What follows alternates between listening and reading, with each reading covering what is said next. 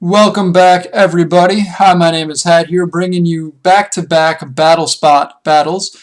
As you'll see, we're still sticking with the jerry rig of a capture recording, but it's not what we're here for. If you wanted high-quality content, we would be in other places. But anyway, these are just some fun Battle Spot games. This, I think, is the better of the two.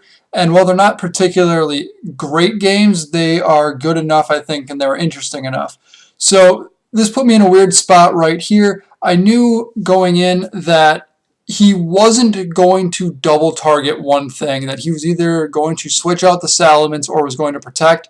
So I knew that Ninetales or Snorlax was safe to set up in this instance, so I went for an Aurora Veil as well as a Belly Drum. He switched out, equivalent as to him protecting, and he chose that Ninetales was the bigger threat, getting Veil up, so he got rid of that right there.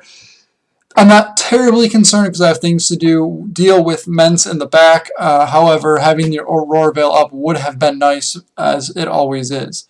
But either way, I get the Belly Drum up, and the Figgy Berry comes in, gives me my full health back, and now I got a nice +6 Snorlax. I knew that the Intimidate didn't matter because the Belly Drum would bring me back up to max attack instead of at +5.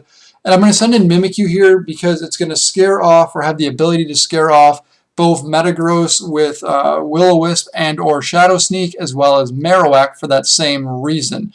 And the other thing this allows me to do is set up Trick Room if I need to, and it gives me a free turn. So I'm going to use Will-O-Wisp initially just because I'm not going to target down the Metagross right away, and I want to cripple it in case that thing does get out of hand with either Meteor Mash, attack raises, or just in case it's banded, even though we find out later that it's not. But having that thing at burned attack is much better than not having it. And then obviously a +6 crunch is going to take out any kind of Alolan Marowak, defensive or not. So that thing just kind of fell, which is nice. But the main thing that this does is it makes Metagross not too much of a threat. Because now Salamence will come in, it'll get the Intimidate off on both Mimikyu and Snorlax. Snorlax is still +5. Mimikyu, not the biggest deal. It would have been nice, but I'm not too concerned. And we see here him going for the Bulldoze to give himself his own weakness policy, which will bring him back to neutral attack because of the burn.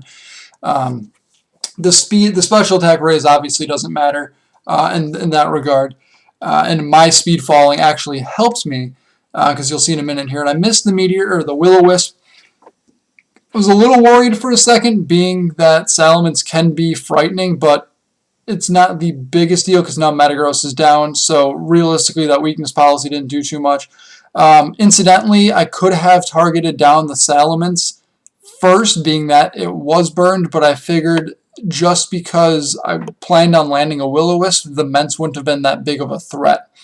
So he's going to bring in Coco, and this is where it gets a little interesting. I'm kind of curious about his play, and that he goes for Volt Switch. So not Thunderbolt, not any kind of discharge, but Volt Switch. I'm not sure why. And then he goes for Steel Wing.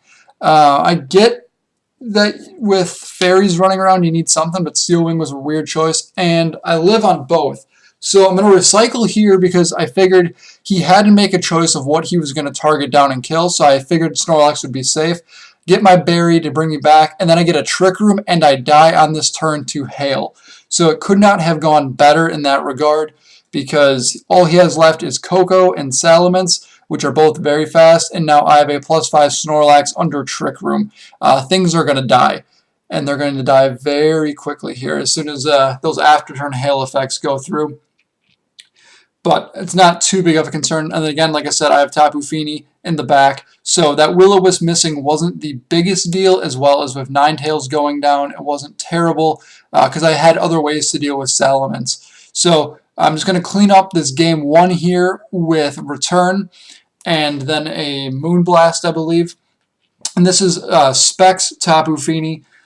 But while I got some downtime in between these game shifts here, the team... Well, first of all, I wish with Battle Spot save videos, I would have showed you every of the 6, so that way I could have given you a comparison of why I chose what to bring in this matchup. But the team I'm rocking is Feeny, Snorlax, Arcanine, like everyone else, Kartana, Mimikyu, and then Alolan Ninetales. And I kind of want to change up this team for VGC. I've been using it all season, and while it's functional, I feel like the meta has passed it by. As weird as that sounds, it's not as standard as, or it doesn't function as well, I think, during as standard as I'd like it to. Maybe I'm just not good with it, or as good with it as I'd like. The second battle, I don't know if you guys saw up at the top, or I guess you wouldn't see up at the top because there's no team builder, but this is a QR code team of that very popular Wailord Pikachu team. I've played against it a handful of times, so I have an idea of what it's going to do. I protect here because I expected the Hydro Pump first out of the Pelipper, and I figured it was going to be a 50-50 on what he's going to do, if he's going to Hydro Pump or if he's going to Tailwind, and I just happened to lose that 50-50, but it's early, it's not the biggest deal. I just play rough just to get some damage on it, because I figured the Pikachu was also going to try to fake out at least the Arcanine in that way, but as you can see, he just goes for Thunder, that's fine, he goes to the Tailwind. Again, not too big of a concern. I figured I'd see if he would overpredict here or scout for my Wild Charge, but he just goes to take me out with the Hydro Pump. That's fine. I really didn't need Arcanine that much, and I can get up a Trick Room here now with Mimikyu, and that's kind of a wrap, because he has a Tailwind up, and I'm guaranteed to be faster and everything. Snorlax is going to come in. And at this point, I kind of figure I have the game in the bag, even without setting up. Pikachu is going to be frail unless it's holding a Focus Sash, which it normally doesn't on this team.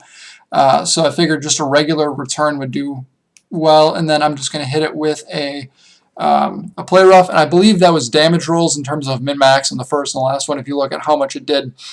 But we got Pelipper in the Rain, and then we got Tapu Koko. Again, I'm not too concerned here because Water Spout that Wailord is going to be using is spread damage, and that means it's going to be weakened, and then if it's once its HP is down, it's also going to be weakened, and assuming that it's Scarf or some variant of that, and with Trick Room, I know I'm going first.